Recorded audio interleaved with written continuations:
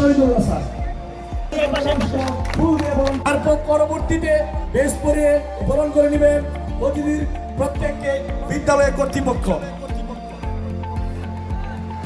তবে আমি একটা কথা বলতে চাই, শুধু থেকে শুরু বাংলাদেশের প্রতিটি শিক্ষা প্রতিষ্ঠানে ওই মেধাবী ছাত্র ছাত্রীদেরকে সেই বৃত্তি উপবৃত্তি দেওয়ার জন্য বৃত্তির প্রবর্তন করেছিলেন সেই বেগম খালেদা জিয়া। বিএনপি অঙ্গ ও সহযোগী সংগঠন, বিভিন্ন রাজনৈতিক দলের নেতৃবৃন্দ, আমার সন্তান সহ ছাত্রছাত্রীবৃন্দ, শিক্ষক শিক্ষিকাবৃন্দ এবং অভিভাবকবৃন্দ, আসসালামু আলাইকুম। প্রথমে ধন্যবাদ জানাই এই প্রতিষ্ঠানে সাথে যারা নাকি জড়িত আজকের এই অনুষ্ঠানটি সফলভাবে করবার জন্য এবং আমাকে নিমন্ত্রণ জানানোর জন্য।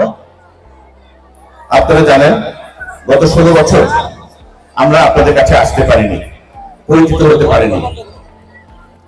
5ই আগস্টের গণ অভ্যুত্থানের পরে আমাদের হাজারো সন্তানের রক্তের বিনিময়ে আমরা একটি নতুন ভাবে বাংলাদেশকে পেয়েছি এবং এখন সুযোগ হয়েছে আপনাদের কাছে আসার এবং আপনার সাথে কথা বলার।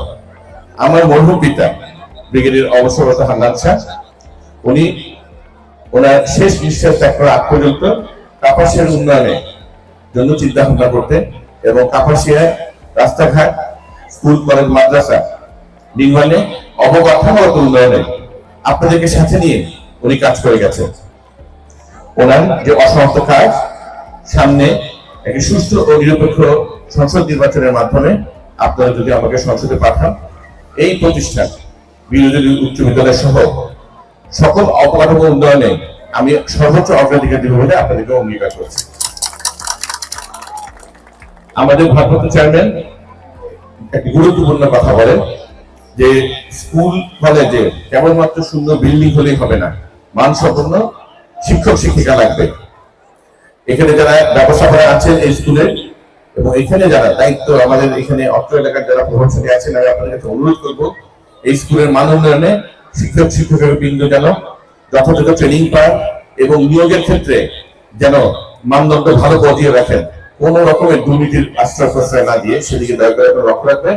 কেবলমাত্র তাহলেই যে রক্তে অর্জিত যে স্বাধীনতা পরে আমাদের সন্তানরা নতুন বাংলাদেশ গড়ার স্বপ্ন দেখছে, তারা ভালো শিক্ষক শিক্ষকের অধীনে শিক্ষা লাভ করে কর্মজীবনে তারা সফলতা লাভ করবে। সবাইকে ধন্যবাদ জানিয়ে এবং এই প্রতিষ্ঠানের মঙ্গল কামনা করে আমার বক্তব্য শেষ। ধন্যবাদ। আসসালামু আলাইকুম ওয়া রাহমাতুল্লাহি ওয়া বারাকাতুহু।